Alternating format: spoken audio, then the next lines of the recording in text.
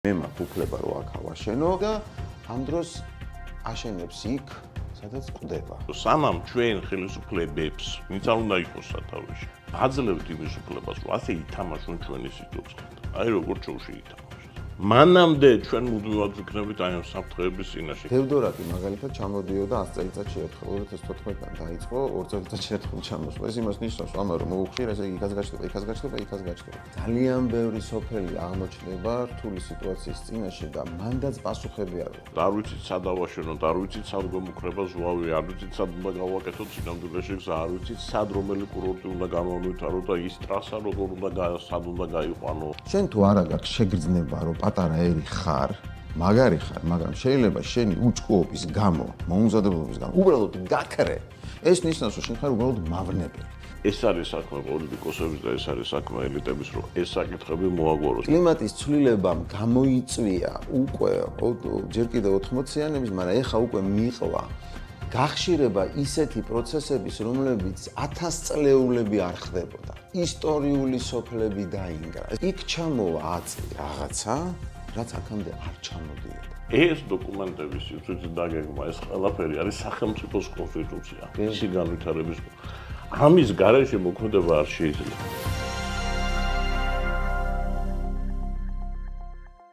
მოგესალმებით, ვაგრძელებთ ჩვენი პოდკასტების სერიას თვითმმართველობის საკითხებზე. ეს პროექტი დაფინანსებულია ევროკავშირის და გაეროს განვითარების პროგრამის მიერ. დღეს შევეხებით ერთ თემას, რომელიც ჩემი აზრით ერთ-ერთი ძირეული თემა არის, ეს არის სივრცითი დაგეგმარება, რაც არის თვითმმართველობის უმნიშვნელოვანესი მისი განვითარებისათვის, რაც სამწუხაროდ საქართველოში ძალიან რთულად მოდის ამისი გაგება, იმიტომ რომ ევროპულ ქვეყნებში თითქმის ყველა ნორმალურ ქვეყანაში არსებობს დოკუმენტების მთელი წყება, სახელმწიფო სივრცითი დაგეგმარების დოკუმენტები, რეგიონული, მერე მუნიციპალური და შემდეგ ამას მოყვება სექტორული და აქედან გამომდინარე ხდება სექტორული განვითარების დოკუმენტები, შექმნა ეკონომიკური განვითარება, ქალაქ დაგეგმარება და ასე შემდეგ, ასე შემდეგ.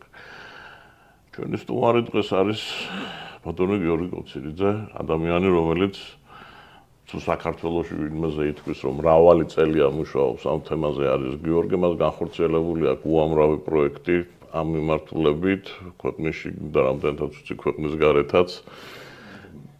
და მან ძალიან კარგად იცის რა პრობლემები გვაქვს ამ კუთხით, მაგრამ გიორგი პირველ რიგში დავიწყოთ მაინც იმითი, რატომ არის ეს საჭირო? აი არ გვესმის საქართველოში, ძალიან ბევრს არ ესმით.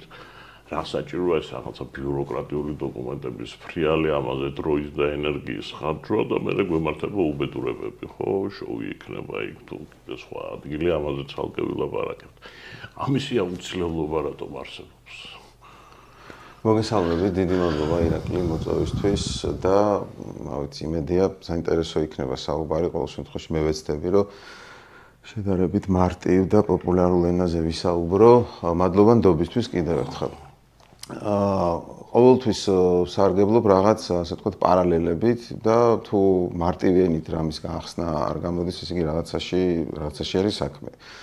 ბიუროკრატია არის ფორმატი, რომლის გარეშე უბრალოდ არაფერი არ გამოდის. ჩვეულებრივი ბიუროკრატია, როდესაც შენ მანქანას დაკავს და პირველის მერე მეორეში აგდებ და მერე მესამეში, იმიტომ რომ მასწავლებელმა გასწავლა და ისი ატარებს. თუ აგას თუ არ გააკეთებ, აილეწები ამ მანქანას და ამიტომ ეს ბიუროკრატია არის. ძალიან მნიშვნელოვანი რამ. ეხლა ბიუროკრატიის მიღმა რა არის? ბიუროკრატიის მიღმა არის წარმოიდგინეთ, რომ ხართ ოჯახი, წყვილი, შვილი და გააქვთ რაღაცა ფული, რომლითაც უნდა გააგრძელოთ ცხოვრება, აიღოთ კრედიტი, ააშენოთ სახლი, დააგეგმაროთ რაღაც თქვენი წარმოდგენაში არსებული სამოთახიანი ბინა, ან თუნდაც მიწის ნაკვეთზე სახლი. როგორ შეიძლება ეს თქვენ გააკეთოთ რაღაცა გეგმის გარეშე? როგორ შეიძლება თქვენ ზუსტად განსაზღვროთ თუ არ დათვლით ორს არ მიუმატებთ და არ განსაზღვრავთ, რომ აი ჩვენი შვილი გაიზრდება, იქნება ამდენი ხნის ჩაბარებს აქვს, ჩვენ სამუშაო გვექნება ესეთი. მოკლედ, ჩვეულებრივი ყოფითი, მანამდე საუბრობდით, ჩვეულებრივი ოჯახი როგორც გეგმავს თავის ბიუჯეტს, ისე უნდა დაგეგმო ქვეყანა, ისე უნდა დაგეგმო მუნიციპალიტეტი, ისე დაგეგმო თვითმმართველობის ერთეული, ისე უნდა დაგეგმო შენი ქალაქი და ისე უნდა დაგეგმო შენი რაღაცა ტერიტორია. და ის ადამიანები, რომლებიც აი იგლიჯებიან, რომ ამირჩიეთ და ხალხი მართლა მათ აძლევთ ხმა, სინამდვილეში მათი ერთ-ერთი ამოცანა არის, რომ უხემძღვანელოს და მართოს აი ეს დაგეგმვისა და დაგეგმარების პროცესი.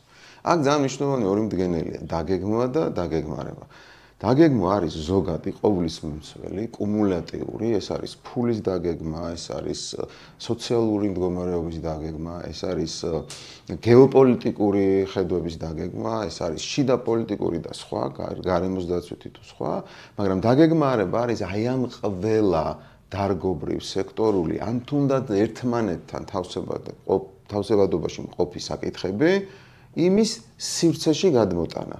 საბოლოო ჯამში დივანი იდგმება დიდ ოთახში, უნიტაზი ბოდიში იდგმება ტუალეტში და ბალიშებიანი საწოლი საძინებელში. აი მთელი ბიუროკრატია არის იმისთვის საჭირო, რომ აი ეს სწორი, კანონზომიერი გადანაწილება ხდებოდეს აქ. ჰესი მინდა თუ არ მინდა, დაცული ტერიტორია კარგია თუ ცუდია, საწარმოო კარგია თუ ცუდია.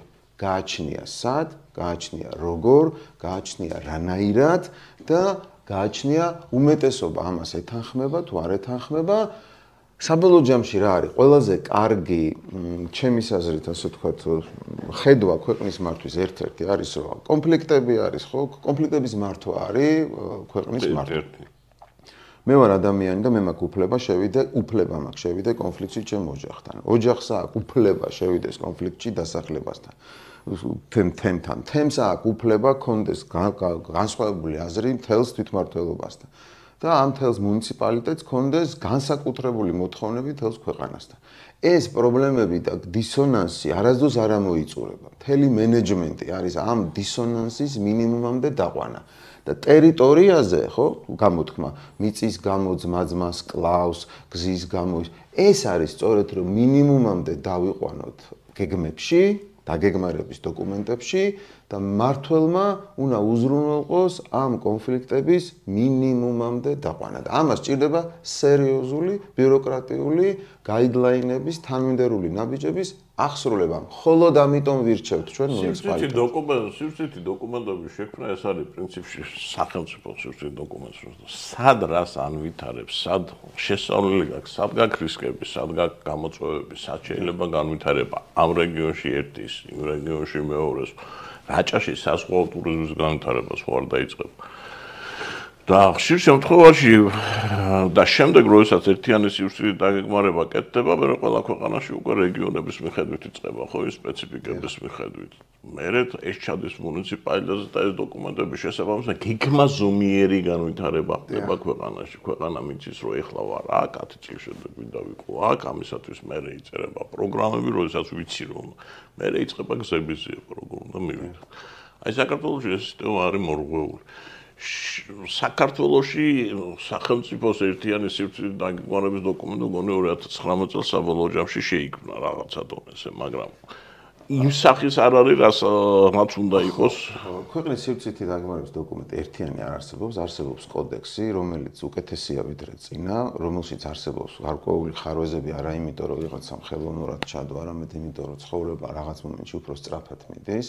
თავარი პრობლემა ამ დოკუმენტაციის არსებობს, რომ ეს არის მაინც ასე ვთქვათ, ფორმალური მხარე, იმიტომ რომ პოლიტიკური ვერტიკალი წყვეტს სინამდვილეში სად რა უნდა გაკეთდეს, წინა საარჩევნო და ელექტორალური მოთხოვნები არის ბევრად უფრო მაღალი ვიდრე ის აზრი, რაც აი ამ დაბალანსებულ საჭიროებებს გულისხმობს და ამიტომ ეს მორღვეულია ხოლმე პოლიტიკური ცხოვრება უსწრებს წინ და ეს კოდექსები და კანონები უკან მიყვება.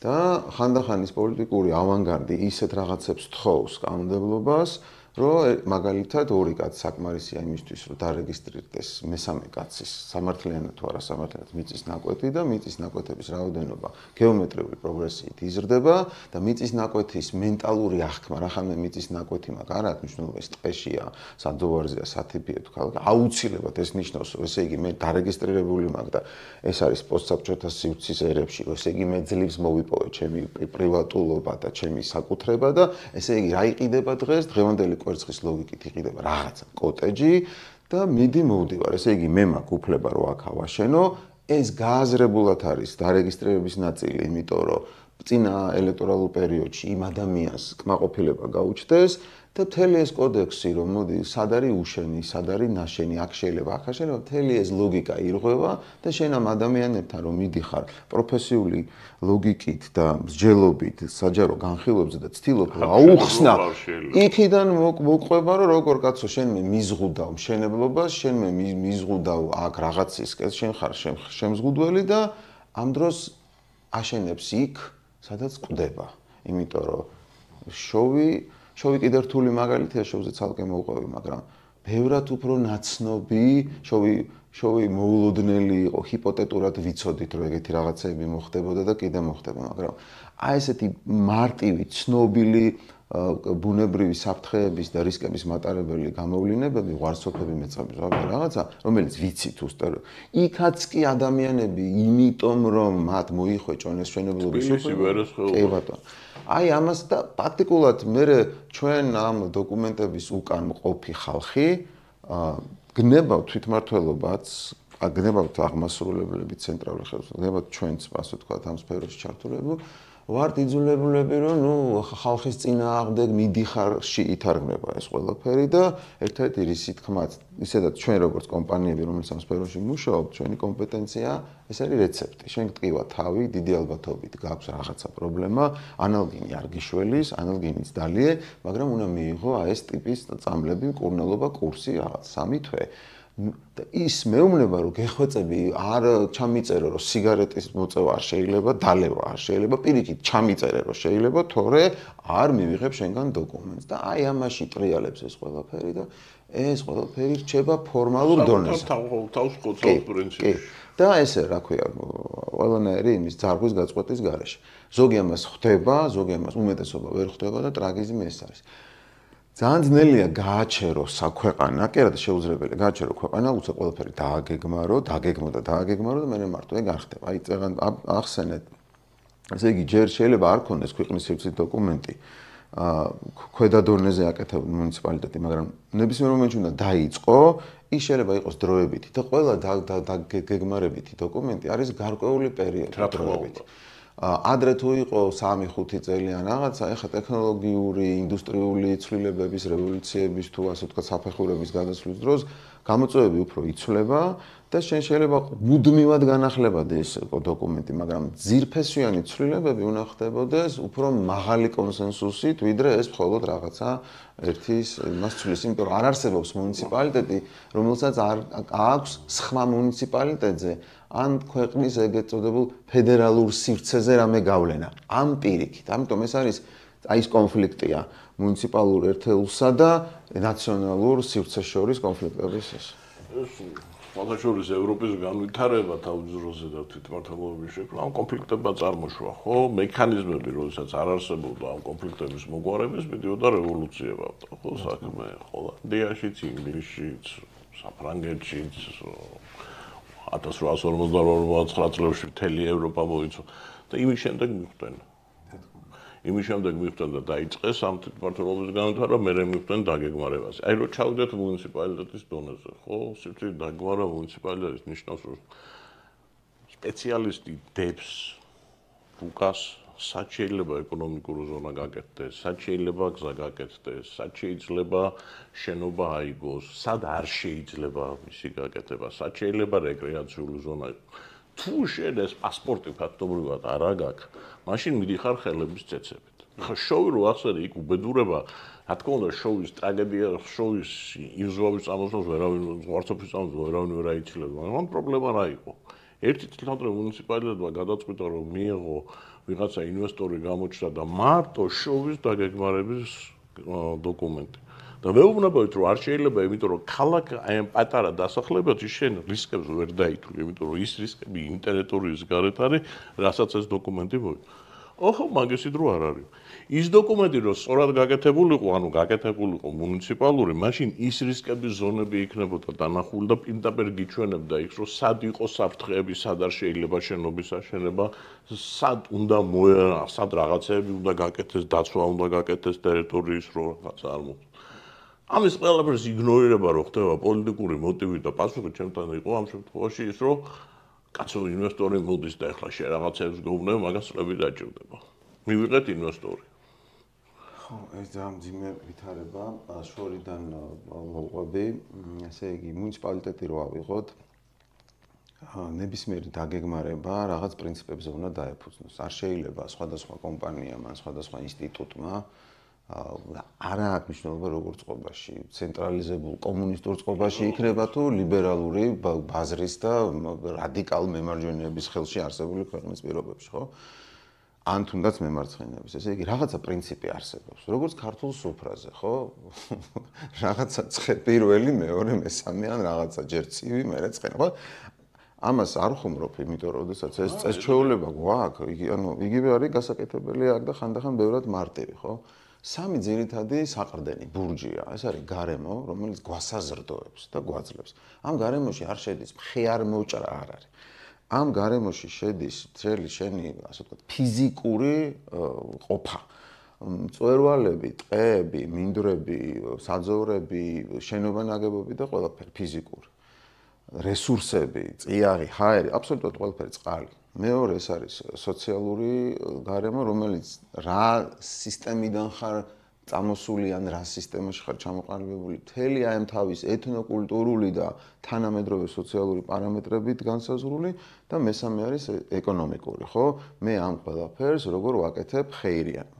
რომელსა აქვს უპირატესობა, მე რო დავგეგმავ რაღაცა ხო რაღაცა პრიორიტეტებით ხო უნდა ვაგეგმარო, ამიტომ სოფლიო საუკეთესო პრაქტიკა იძახის და ჩვენ პირადად აი მარტივად ხსნით ესე რომ რაც არ უნდა გააკეთო. ნომერ პირველი ამოცანა არის რომ ადამიანის სიცოცხლე და უსაფრთხოება იყოს დაცული. ხოლო ამის მერე შენ მოდიხარ უკვე შენ იდენტობასთან, კულტურულ მემკვიდრეობასთან და სხვა პირობებთან. ოღონდ სანაცვლოდ ანეს არ ჯერის თუ ის გულისხმობს ამ მეორეს ხარჯზე უზრუნველყოფას უნდა უზრუნველყო, იმიტომ რომ არ შეიძლება კულტურული მემკვიდრეობის რაღაცა ფასადის გადარჩენის გამო ადამიანი მოკვდეს. აი ტოლსტოის, აივნის გამაგრება პლეხანოვზე განსხვავებულად, რაც არ უნდა არ მოსწონებოდა ხელოვნებად ცოდნეს, არ შეიძლებოდა დატოვებულიყო, იმიტომ რომ იმ ხელოვნებად ცოდნეს შვილიშვილს რო გაიარა აივნის ქვეშ, იმ მეთოდით ვერ გაუძლებდა და ჩამოვარდებოდა. ამიტომ კომპრომისზე მიდიხარ. ნომერ პირველი ამ მიზნის გამო. მხოლოდ ამის მერე მოდიხარ და აკეთებ კულტურულ მემკვიდრეობას. აი მხოლოდ, იმიტომ რომ ჩვენი ერი მცირე ერია და ის რაც და მართლა დასაცავი გვაქვს და აქ გადავალ, ესე იგი ევროპა რატო გჭირდება? იმიტომ გჭირდება რომ შენ იდენტობა სწორედ აი ამ პრაქტიკით ინახა უკეთესად. და ამის მერე გადადიხარ უკვე რესურსებზე. იქ რაღაც მარგანეც მოთხრით, იმას კირქვას აიღებ თუ ნავთობს აიღებ თუ რაღაც უგუნ ჯერეს უნდა გააკეთო. მხოლოდ ამის მერე მეორე, მხოლოდ ამის მერე მესამე და მერე აშენებ. ანუ ეს არის ფავარი პრინციპები. შესაბამისად, მე არ უნდა მოვჭრა ტოტი, მე არ უნდა რომელზეც ვზივარ, მე არ უნდა გავაუბედურო ის გარემო, რომელიც მას საზრდოებს, აქედან არ უნდა წამოვიღო, გავაფუჭო ეს და სხვაგან წავიღო და იქაც გავაფუჭო. ყველაზე მაგარი მაგალითია, მაგალითად ქართლში ცემენტის კარიერები, რომელიც აბსოლუტურად აღდგენილი არ არის და ნუ კატასტროფული ვითარება და თბილისში იმ ცემენტით აშენებული დირსი, რომელიც არის ცარიელი. ანუ ისიც გავაფუჭე, ისიც გავაფუჭე. ეს გავაუბედურე გარემო და აქ შევქმენი ცივი საწოლები, იმიტომ რომ ეკონომიკას არ მაძლევს, იმიტომ რომ უბრალოდ ქონების საწყობია. აი ეს არის ცუდი მაგალითი. არა ვაშენო, როგორ არ უნდა აშენო? უბრალოდ აქ უნდა აღადგინო და აქ ესეთი კი არა, სხვადასხვა ადგილას ესეთი უნდა აშენო. აი სივრცითი დაგეგმარება მუნიციპალიტეტის არის ეს. ჰესი მინდა თუ არ მინდა? დიდი ჰესი თუ პატარა ჰესი? ნუ რა ვიცი, თუ 20 კაციანი სუფრაა, გჭირდება ამდენი თებში, თუ 3 კაციანია, გჭირდება ამდენი. აი აქ არ შეიძლება დიდი ჰესი. დიდი ჰესი აქ შეიძლება. აქ პატარა ჯობია, მაგრამ აქ პატარა საზრი არ აქვს და იქ საერთოდ არ შეიძლება. ანუ სად რა, როგორ, რატომ როგორც ოჯახში იკვეთება, ზუსტად იგივე მარტივი ამოცანა. ეს არის განვითარების დაგეგმარება რაღაცა ობიექტურ მონაცემებზე დაყრდნობით. მაშინ როდესაც ქვეყანაში გაქვს ავტორიტარული მართვა, ჩვენ ფაქტობრივად სულ ასეთ მდგომარეობაში ვართ, შენ რასაც იძახი, ეს ზღუდავს პოლიტიკოსის და ხელისუფლების სათავეში ყოფის უფლებას, ერთპიროვნულად მიიღოს გადაწყვეტილება. აი, აქ მინდა აი ამის გაკეთება. აი მივედი და დავპირდი. იმ გაუბედურებულ ადამიანს რომ დავპირდი და ხვალო მართლა თუ გაკეთდა რომ შეიძლება გაუბედურდეს, მან იმდენი შეიძლება არ იცოდეს ამაზე. მაგრამ აი მთელი ეს დოკუმენტების სისტემა, რომელიც შექმნილი არის ევროპაში, ხო, თითქმის ყველა ქვეყანაში სადაც ყოფილვარ, ეს ზღუდავს პოლიტიკოსებს, თანამდებობის პირებს, რომ ერთპიროვნულად მიიღონ გადაწყვეტილებები, რომელზეც არ არსებობს არანაირი დასკვნა და არ არსებობს რეალური გათვლა, რამდენად სწორია და ამითი არ შეუქმნას საფრთხე იმ პირველს, იმ უმთავრეს, რადგან შენ თქვი, რომ ადამიანების სიცოცხლეს. აი საქართველოში იმას ვხვდებით, რომ სანამ ჩვენ ხელისუფლებებს, ვინც არ უნდა იყოს სათავეში, პარტიებზე არ ვიცი, ხელისუფლებებს ვაძლევთ იმის უფლებას, რომ ასე ითამაშონ ჩვენი სიცოცხლით. აი როგორ შოუში ითამაშოს. აი როგორც ახლა გულინის კდება ბახმაროზე მაგალითად, რომ რაღაცა მსგავსი არ მოხდეს კიდე იქ. და ასეთი ბევრი წერტილი გაქვს, ჩემზე ბევრად უკეთილი. მანამდე ჩვენ მუდმივად ვიქნებით აი ამ საფრთხეების წინაშე, განმეორებადი საფრთხეების წინაშე. ძალიან მნიშვნელოვანია ეს, რომ პასუხისმგებლობა უნდა მოსთხოვო. ძნელია დაულაგებელ ქვეყანაში პირდაპირ პასუხისმგებლობის აღება, მაგრამ ადამიანი, რომელიც თავს დებს იმისთვის, რომ ამირჩიეთ, აუცილებლად ეს პასუხისმგებლობა უნდა გზნობდეს და ეს პასუხისმგებლობას გაზომვადი უნდა იყოს. ორი სიტყვით აი შოუის და ბახმაროსთან სხვა თემების, იმიტომ რომ ამ სფეროში ძალიან აქტიურად ჩართულები ვართ წლები 90-იანებიდან ჯერ კიდევ და ეხლა ძალიან საინტერესო კვლევები გავაკეთეთ, სხვათა შორის სახელმწიფო უწყებებიდან გარემოს ეროვნული სააგენტო მიუხედავად ბევრი სირთულისა ამ ნაწილში საკმარისად ხარისხიანი ახალგაზრდა სპეციალისტებით არიან. უბრალოდ აქ საჭიროა რომ ეს პოლიტიკოსებმა მოусმინონ და გამრავლდნენ და გააძლიერონ, მაგრამ ამას თავი დავანებოთ. უბრალოდ სარგებლობ სიტუაციით მათ შექებისთვის, იმიტომ რომ ღამე მე მაგათ ადგილას ღამე ვერ დავიძინებდი, ანუ ძალიან მძიმე პასუხისმგებლობის და იმის ქვეშ არის. წარმოიდგინე ირაკლი, რომ ჩვენ გვაქვს საფრთხეები. ანუ არსებობს საფრთხე, აი ზვავი ჩამოდის, ზღვარცოფი ჩამოდის, მეწყერი ჩამოდის და მისთვის რა ხდება. და თუ არის რისკი არის, ოდესაც ეს რომელიღაცა აზიანებს მატერიალურ დოვლად, სიცოცხლეს და მატერიალურ დოვლად. თუ სადღაც ჩამოდის არაფერი არ ხდება, ის არ არის რისკის მატარებელი, ეს უბრალოდ საფრთხე. რისკი არის როგორც კი ადამიანის სიცოცხლე, ასე ვთქვათ, წყდება. ანუ შეიძლება ძალიან პატარა საფრთხემ ერთმა კუბურმა მეტრმა ქვამ საზოგადოებრივი ავტობუსი გადააგდოს გზიდან. ანუ ეს არის მაღალი კატეგორიის რისკი და შეიძლება უზარმაზარმა ზვავმა მეწყერმა არაფერი არ ქნას. და მესამე ეს არის ამის სწორედ რისკების დაგეგმარება და ამაზე უკვე რეაგირება. სამივე უნდა იყოს, ანუ სამფეხიანია სკამი. რომელიმე ფეხი თუ არ არის, ესე იგი იმ ორმა ან ერთმა უნდა შეძლოს ეს წონასწორობა შეინარჩუნოს. შენ თუ არა გაქვს საფრთხეები კარგად გაშეფასებული, შენ თუ არა გაქვს რისკები კარგად შეფასებული, ეს ნიშნავს, რომ მთელი ტვირთი მოდის ამ ჩვენ კონკრეტულ შემთხვევაში შსს-ზე და 112-ზე, იმიტომ რომ იმან უნდა ჩააქროს ის უცოდინრობა. ამიტომ, როდესაც საზოგადოება უკმაყოფილოა, იმიტომ რომ ვერტფრენი არ ყოფნის, ფეხსაცმელი არ ყოფნის, ის სამართლიანია. იმიტომ კი არა, რომ იმან უნდა იცოდეს იმის, უბრალოდ სხვა ნაწილები მოიკოჭოს. ეხა საფრთხეები გამოკვლეულ იქნა, რისკების ეტაპი მოვიდა, ეხა უნდა დავითვალოთ რისკები და შევაფასოთ და ამ ხალხზე წნეხი შემცირდება და გაიზრდება უკვე ამაზე და ეს უნდა გადანაწილდეს. ესე იგი, როგორც საბჭოთა პერიოდში, როდესაც ჩვენ პრევენციული ღონისძიებები არ ქონდა, მილიცია იყო, რეიდები და ის იმიტომ იყო, რა, პრევენციას არ აკეთებდი, მიტიგაციას არ აკეთებდი. ეხა პატრულირება გჭირდება და ოპერატიული ასე ვთქვათ, წერტილოვანი ჩარევები თუ შენ კარგად გამოიკვლიეთ, დააგეგმარე და მართავ. ჩვენ ამის მიუხედავად, ეხლა წარმოიდგინე აი ამ პრობლემის მიუხედავად კიდე დაგვემატა ზემოდან კლიმატის ცვლილება. ეს კლიმატის ცვლილება არის ესეთი ქვეყნის პირობებში, მრავალ აი რო სადღეღძეო ხო გვაქვს 16 სოფლიო ყველა ლანდშაფტიდან 16 აი ეგ სადღეღძეო მინდა რომ დავაპაუზო ხოლმე და სხვა კადრები მაგიტომ გვაქვს პრობლემა და რაც უფრო 16 რო გვაქვს 16 ჯერ მაგარი ტიპი უნდა იყოს რომ ეს სადღეღძეო რეალისტური მოხდეს იყოს. ესე იგი კლიმატის ცვლილებამ გამოიწვია უკვე ჯერ კიდევ 80-იანების, მაგრამ ეხა უკვე მიყვა გახშირება ისეთი პროცესების, რომლებიც 1000 წლეულები არ ხდებოდა. ისტორიული სოფლები დაინგრა. ეს რას ნიშნავს? ანუ სოფელი ისტორიული 2000-1500-იანი ცოდნის და იმის სოფელი დგას და უცებ 80-იან წლებში და 2000 ამ დასაწყისში, ამ საუკუნის დასაწყისში ინგრევა. და მთელი მსოფლიო ამაზე ლაპარაკობს. პირდაპირ კვლევები არსებობს. ეხა მით უმეტეს გამოვიკვლიეთ კარგად, რომ იქ ჩამოვა აწი რაღაცა, რაც აქამდე არ ჩამოდიოდა. ანუ ესე იგი შენ იმის გარდა რომ ქალაქ გეგმარებითი თუ სივრცითი დოკუმენტი უნდა პროფესიულად კარგად გააზრებული იყოს, თან უნდა მონაწილე გახადო ადგილობრივი მოსახლეობაც, სტეიქჰოლდერები და ისინი შენს და მათაც კიდე უნდა სხვანაირად შეხედო ამას შოვის მაგალითზე.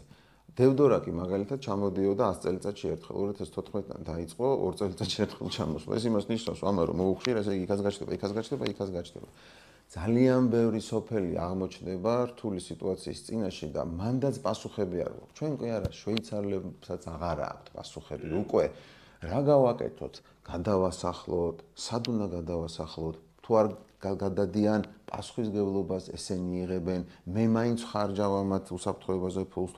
ანუ კიდევ მიუხედავად კარგად აწყობილი სისტემებისა, ამ კლიმატის ცვლილების ფონზე ახალი ისეთი პრობლემები გაჩნდა, რომელზეც პასუხები არ გვაქვს და წარმოიდგინე ხა საერთოდ უვარჯიშებელი რო ხარ, მომზადებელი რო არ ხარ და კიდე ახალი პრობლემები გაჩნდა. შეიძლება გავქრეთ, ანუ ჩვენი იდენტობა შეიძლება აი საგრძნობლად შემცირდეს კი არა და რამდენი პატარა ერი გამქრალა. შენ თუ არა გაქვს შეგრძნება რომ პატარა ერი ხარ, მაგარი ხარ, მაგრამ შეიძლება შენი უჭკუობის გამო, მომზადებლობის გამო უბრალოდ გაქრე. ეს ნიშნავს რომ შენ ხარ უბრალოდ მავნებელი. აი ხა როგორ უნდა ქნა რომ იმ ადამიანს რომელსაც შია, რომელსაც უნდა რომ ცხოვრება გაიუმჯობესოს. არა აქვს ვალდებულება ყველაფერს ხვდებოდეს. სპეციალისტი რომელიც ამ ყველაფერს ხდება და უბრალოდ აძლევს რეცეპტს და მართველი რომელიც არჩეულია რომ ეს კონფლიქტი და განსხვავება დაალაგოს, აი ამ სიტუაციაში არის ძალიან რთული. პრობლემა ზუსტად იმაშია, ხო? სახელმწიფოები იმისთვის იქნება და ელიტები იმისთვის იქნება, რომ ელიტის პასუხისმგებლობა და სოფელში მცხოვრები ადამიანის პასუხისმგებლობა განსხვავებული არის. ელიტა აგებს პასუხს. სპეციალისტ არ უნდა უწევდეს ამაზე საუბარი ჩვეულებრივ მოქალაქესთან, რომელსაც მართლა დაინტერესებულია თან დღევანდელ სოციალურ გარემოში საკუთარი ეკონომიკური გადარჩენით. ეს არის საქმე პოლიტიკოსების და ეს არის საქმე ელიტების, რომ ეს საკითხები მოაგვაროს, იმიტომ რომ შენ რა საფრთხეებს ეს ლაპარაკობ, ეს არის მთელი ქვეყნის საფრთხე. ის რომ ჩვენ ეს დოკუმენტები არ გვაქვს შექმნილი, ამაზე არ ვმუშაობთ, არ ვიცით შესაბამისად, არ ვიცით სად დავაშენოთ, არ ვიცით სად გვემუქრება ზვავი, არ ვიცით სად უნდა გავაკეთოთ სინამდვილეში გზა, არ ვიცით სად რომელი კურორტი უნდა განვანვითარო და ის ტრასა როგორ უნდა სად უნდა გაიყვანო. ეს არის შესაბამისად აღარ ვიცით სასტუმროსად გვჭირდება, ანუ თუ ერთლიანობაში არ არის დანახული ამ დოკუმენტებში და თუ შესაბამისად უკვე მერე სექტორული დოკუმენტები ამის საფუძველზე არ არის გაკეთებული, ჩვენ ვიღებთ აი ესეთ ქაოსურ ვითარებას, სადაც მართლა უფლის იმედზე ვართ, ხო? ძალსახად ეგრეა და ხო, და გადაშენების პირას ვართ რა. ჩვენ ყველაზე მეტი მტერი შეიძლება აღმოჩნდეთ ჩვენ. მაგალითისთვის სამხრეთ აღმოსავლეთის მხარე, შირაქი, ივრის ზეგანი. ჩათვალე რომ აი ერთ-ერთი კიდური ვაქვს გამხმარი. მითხარით პოლიტიკოსი რომელიც იგლიჯავს თავს რომ ამირჩიეთ, ოდნავ ფეხის ფშხილი რომ დაუჭირქდეს, რაც უნდა უფულო იყოს, ან რამე გულს პრობლემას და იმას, გარბის ეგრევე ყველაფერს რომ აღარ ტყიოდეს.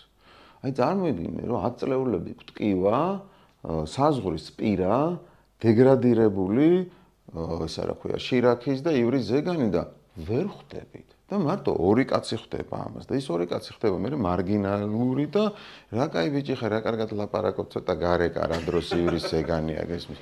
ხდები ხო და ამ დროს ინფორმაციებში ხედავ რომ იქ ასე იგი ამე აბსოლუტურად ლიბერალური პოლიტიკის მომხრე ვარ და არა ეთნიკური და არა ისე, მაგრამ ახლა ქართველი რო ზარმაცობს და ირანელი რო ყიდულობს და იქ მუშაობს და ირანელის წინააღმდეგ კი არა, მაგრამ ექსპანსია მეტი კი არ არის. პრობლემა კი არ არის, რომ საქართველოს საზღვრები კიდევ უფრო შემცირდეს. თუ ოკუპაციას ერთი ძალისმიერია, მეორე არის არაძალისმიერი. ამიტომ ისა კონტრიბუცია იქ მეტი ჩადე, ვიდრე თბილისში მშენებლობების ახალისებისთვის. შესაბამისად, აი ეს მთლიანობაში დანახვა, ყველაზე მაგარია იმაში, რა ქვია, ქმარი იხდის ფულს რემონტში. ცოლი ადგას, ესე სექსიზმში არ მითარგმნით, მაგრამ პრაქტიკაა. ცოლი ადგას და უყურებს, ხო სწორად ხდება ყველაფერი, იმიტომ რომ მერე უნდა იმან მოუაროს და აღმოჩნდა, რომ გაიყვანონ კაბელი. ჯერ გათხარა ერთი კაბელი დენის, მეორე გათხარა, ატეხა ცოლმა მეუღლე, ერთად იყოს მერე კედლები რა და შეთანხმდება ცოლი და ქმარი, რომ კი ჯობია ერთი დიდი კაბელი გათხარონ და ტელევიზორის იმისა რა ქვია, ტელეფონის კაბელი გაიყვანონ ერთად. ანუ შეთანხმება მოხდა, რომ კედელი ჯობია გაითხაროს ერთხელ, რომ მეორეჯერ არა. ამ ხეობაში დენი გადადის, ამ ხეობაში გაზი გადადის, ამ ხეობაში გზა გადადის. ეგრე სად არის კედელი რომ დამიხაზ არ არის შენი კედელი ხო სახლის არავინ არ გადგას აქედან ცოლივით ან ქმარებით რომ გიხურებს ბოდიშის ლენგესთვის რას ნიშნავს ესე იგი ბოდიში სხვა სიტყვა არ არსებობს უბრალოდ მაგრად გკიდია ეს ქვეყანა სხვა დასკვნამდე ვერ მიდიხარ ანუ შენ არაპროპორციულია შენი ამბიცია შენ პასუხისგებლობასთან ხო დოკუმენტი არის აი ამ პროპორციულობის განსაზღვრელი რეალურად ის უზურპირებულია ეს დოკუმენტები პოლიტიკოსების შემზღუდვალი კი არ არის ეს დოკუმენტები არის მათი უნიათობის მალუსტრირებელი დოკუმენტი და წარმოიდგინე ხა პოლიტიკოსები მარცხნივ მიდიან პოლიტიკოსები პოლიტიკური ცხოვრება მარცხნივ მიდის და ევროპული გამოცდილება ბიუროკრატიული რჩება აქეთ და რაც უფრო არასწორად წავალ მით უფრო დიდი გეპი მოხდება სამწუხაროდ ყოველთვის მე პოლიტიკა იმარჯვებს, იმიტომ რომ ქალაქ გეგმარებლების ეს რევოლუცია მე არ გამიგია და სპეციალისტების რევოლუცია. მაგრამ არსებობს ელიტა, რაც შენ ახსენე. არ ვიცი ამდენად სწორედ სიტყვა, ანუ არ ითარგმნოს რაღაცა ელიტაში. ეს ელიტა არის უნივერსიტეტებში, რომელიც ზრდის ექიმსაც, ქალაქ გეგმარებელსაც, გარემოსდამცველსაც, პოლიტიკოსსაც და აი ეს თავები არა წიგნე რომელი წიგნი უნდა წაიკითხო და ჩათვლები და უნივერსიტეტი ეს კი არ არის უნივერსიტეტი არის ეს და პლუს კიდე ის ჯამთელი იდეოლოგია რომელიც სრულიად განსხვავებულია ამერიკაში სრულიად განსხვავებულია გერმანიაში და სრულიად განსხვავებული უნდა იყოს მცირე მაღალი იდენტობის მატარებელი ქვეყნის საქართველოს პირობებში სად არის ამიტომ უზურპირებულია ეხლა სატელევიზიო ეკრანზე talking head-ით ეხა მე არა ვარ ეს ადამიანი რომ აი რა ვქნათ რა მარსიანელები არ ჩამოვლენ სხვა ოკუპაციაში ჩვენი გასაკეთებელია აი ამ მოცემულობებით განსასაზღვრია ქვედა დონე სადა ვართ ნოლზე დაბლა ვართ ფაქტია არ უნდა გავექცეთ არ უნდა გადავდოთ ეს და რაღაცა ეფემერული ახალი საქართველოს არ უნდა მოვიგონოთ უნდა აი ამოვიდეთ შრომით ნულამდე და მერე გავაგრძელოთ სხვა გამოსავალი არ არის. ყველა მიყვარს, ყველა იდიოტი და ყველა ჭკვიანი ერთნაირად ჩვენიანია და კიდევ უფრო მეტი იდიოტობაა, რომ შენ ახლა ეს ისეთია, ეს ისეთია, ეს ისეთი წავედი მე დავწექი, არაფერი არ გამოვა. ეს კიდევ უფრო მეტი მავნებლობაა. აი ამათთან ერთად ხელახლა უნდა დავიწყოთ და სპირალზე, რა ვიცი, 100 წელი ვივლით სპირალზე. ფაქტურად ერთი არის რომ იურიდიულად რაღაცა კონსტიტუცია იქნება ქვეყანაში, რომელზეც კანონები როგორ უნდა იმართოს ის არის ეს დოკუმენტების სიცოცხლის დაგეგმა ეს ყველაფერი არის სახელმწიფოს კონსტიტუცია. ისი განვითარების ამის გარეშე მოქმედება არ შეიძლება. სხვა შორის გუშინ კონსტიტუციის პიკზე ავედი თითისტე და მე სულ ვიძახდი რომ ნუ პირველი არა ეხა ძალიან ის არის, მაგრამ ათეულში სადღეგრძელოებში რომ შედიოდეს კონსტიტუციის სადღეგრძელო. აი მაგ საქართველოს მინდა რომ მოესწრო რა. ფეხზე ადგომით მოდი გავუმარჯოს ჩვენს კონსტიტუციას. ხო და აი მაგაშია საქმე რომ როგორც კონსტიტუციას ვეყრობით ხუჯერში ვცვალ გინეს ინსტიტუტში არ გონი წარდგენილები არა ოფიციალურად ამდენი ცვლილება კონსტიტუციისთვის არავის არ გაუკეთებია. ოღონდ ვერაფრით ვერ გავიგეთ აი დაგეგმარების პრინციპით რომ ფუნდამენტი როგორ აქვს არასწორად და შენ სახურავის გამოცვლით. სახურავიდან ვცვლით, ანუ სულ ვცვლით იქიდან რომ მთავრობას პრეზიდენტსა და პარლამენტს შორის როგორ გადავანაწილოთ, იქ გონია რომ არ არის. ამ დროს ყველა მოდელია გამოვცადეთ 65 წელიწადში. სოფლიოში არსებობს და ყველგან ერთი და იგივე ნაგავი მივიღეთ, იმიტომ რომ არასწორად გვაქვს დაგეგმილი ეს ყველაფერი. ანუ ეს პირამიდის ფუნდამენტი თვითმმართველობა რო არ არსებობს და იგივე ხდება მანდაც. ფუნდამენტი ქვეყნის ნორმალური განვითარების არის ეს დაგეგმარების სწორად გაკეთება. და ეგ არა გვაქვს. თან წარმოიდგინე ირაკლი რომ ეს ფუნდამენტი რაღაც მომენტში ადაპტირებადი უნდა იყოს ხოლმე. რა თქმა უნდა. ეხლა გეოპოლიტიკური პირობების იმით ჩვენ უნდა გვახსოვდეს, მე ესე ვხედავ, რომ ჩვენ ვიბრძვით რისთვის? ხა ჩვენი ქვეყანა მართლა გზაჯვარედინზე და გასაყარზეა და თბილისი რომელიც ამას ქმნის სუპერ ლიბერალური, ტოლერანტული, გამჭვირვალე და ასე ვთქვათ, შერეული კულტურების და ეს ქმნიდა კიდე ცალკე იდენტობას. ამას ვერ გავექცევით. მაგრამ ჩვენ დასავლეთის ფორპოსტი ვიყავით მუდამ აღმოსავლეთში. დასავლეთის ფორპოსტობა პერიოდიდან ეგრეა. ნიშნავს, რომ აი ეს რომის პერიოდიდან მოყოლებული თუ რამე იყო კარგი, ყველაფერი ეფუძნებოდა ამ რაღაცნაირ წესებს და გაიდლაინს. როგორც კი შენ პირიქით აკეთებ, კი აქ ხარ. უბრალოდ შენ გაცლის მინერალებს. ეს აღმოსავლურ, ჩრდილო, სამხრეთული იმპერიები არ შემოაქვთ დღეს ისეთი წესრიგის ცოდნა, როგორც პირიქით. მაგრამ საქართველოს ისეთივე ყველაზე მორგებული და აწყობილი უნდა იყოს, მაგრამ უნდა იყოს დასავლური წესებით დაცული და აწყობილი ქვეყანა. აი ამ სივრცის დაგეგმარების დოკუმენტშიც ამას ძალიან დიდი მნიშვნელობა აქვს. კიდე ერთი სიტყვით შუა დერეფანზე, ამას ძალიან დიდი მნიშვნელობა აქვს. ანუ არ არსებობს ისეთი პატარა ქვეყანაა, რომ შუა დერეფანის იდეაც, რომელსაც ბევრი სხვა რაღაც ისეთი კონცერნები და ბენეფიტები აქვს, თითოეული ადამიანი შეიძლება ვიღაცის კარმიდან მოსცხოვრება და ბედიც კი განსაზღვროს. ამიტომ ბევრად უფრო დიდი კონსენსუსის საკითხი უნდა იყოს და აი ამ შუა დერეფანში სამხრეთ კავკასია ძალიან მნიშვნელოვანი გასააზრებელია. წავიდა ის დრო, რომ შენ მარტო შევარდნაძის პერიოდი, რომ მარტო მე ვიყავი ფლაგმანი და ყველა დერეფანი ჩემთან უნდა გასულიყო, იმან თავის ნაბიჯი შეასრულა. ეხა უკვე სხვა გარემოებებია. ამიტომ ეს არ ნიშნავს, რომ აქ უნდა დავნებდეთ. ეგეც კატასტროფა, აგერი ზანგეზური გამოვა, ის აღარ იქნება პირიქით. კავკასიაში რაც უფრო დაშლილად გაივლის, მით უფრო ერთიანი იქნება კავკასია და მით უფრო ნაკლები უარყოფითი ბენეფიტი ექნება და მით უფრო თანაზომიერად დაგეგმავ და დააგეგმარებ ამ ტერიტორიას. ამიტომ აი ამ გეოპოლიტიკურ გამოწვევებსაც უნდა მოусმინო და ისე დააგეგმარო შენი ქვეყანა. კი, სხვადასხვა ვაპირებდით პორტების განვითარებას და რო ვეკითხებოდი, რომ ამ პორტებში შემოწმული თვით როგორ უნდა გადაგვეტანა.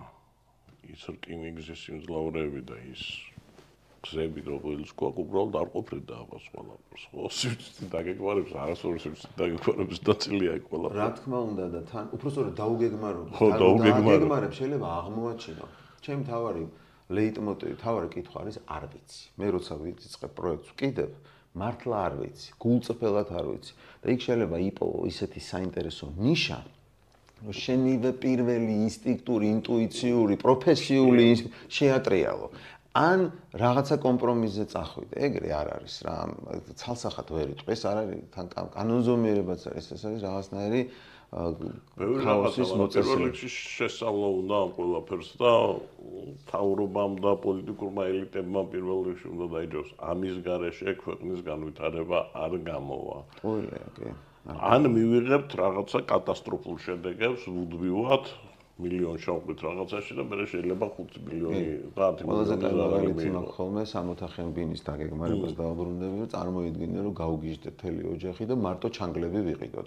არც კამი, არც დივანი, არც საწოლი, არც ბავშვი და გვაქვს ყველაფერი კარების, ნუ ბინა გვაქვს და აი ჩანგლებს ყიდულობთ ისა რა, გაუჩერდ. თელი ეკონომიკური განვითარება სხვადასხვა ეგრე გვაქვს, იმიტომ რომ აი ტურიზმი ავიჩემ. ხო და ამ დროს 54%-ზე ტურიზმი არ არსებობს. ის თან სოფლის მეურნეობაცაა, თან ტურიზმია, თან კომლის ეკონომიკა, თან თავდაცვა, თან კულტურული მემკვიდრეობა, სვანეთი, ხევსურეთი, რაჭა, თუშეთი, ხულო, სად არის, როგორ გაყოფ ტურიზმსა და სოფლის მეურნეობას ერთმანეთისგან? ანუ არ არსებობს კვინტესენცია ამ ყველაფრის. გასაგებია, დიდი მადლობა გიორგი, ძალიან საინტერესო იყო. მე ვფიქრობ, რომ კიდე შევხვდებით ამ თემებზე სასაუბროთ ერთმანეთს. პირველი მოსინჯვა არის ამ თემებზე საუბრის. თვითმმართველობები ეს ქვეყანა როგორ უნდა იყოს მოწყობილი, რა გამოწვევები გვაქვს, რა პრობლემები გვაქვს და მე მაინც იმედს არ ვკარგავ იმისას, რომ აი მუშაობით დავით მივახცევთ, რომ ჩვენ ქვეყანაში გაჩნდეს აი ამ გეგმაზომიერი განვითარების დაგეგმვის აუცილებლობა რის გარეშეც, ნუ აი შენ სწორს ამბობ რა, პირველი საფრთხე ექნება ისევ იმ ადამიანების სიცოცხლეს, რომლებიც ვერ ხვდებიან იმას, რომ ეს აუცილებელია. მადლობა. პირიქით, დიდი მადლობა ნდობისთვის.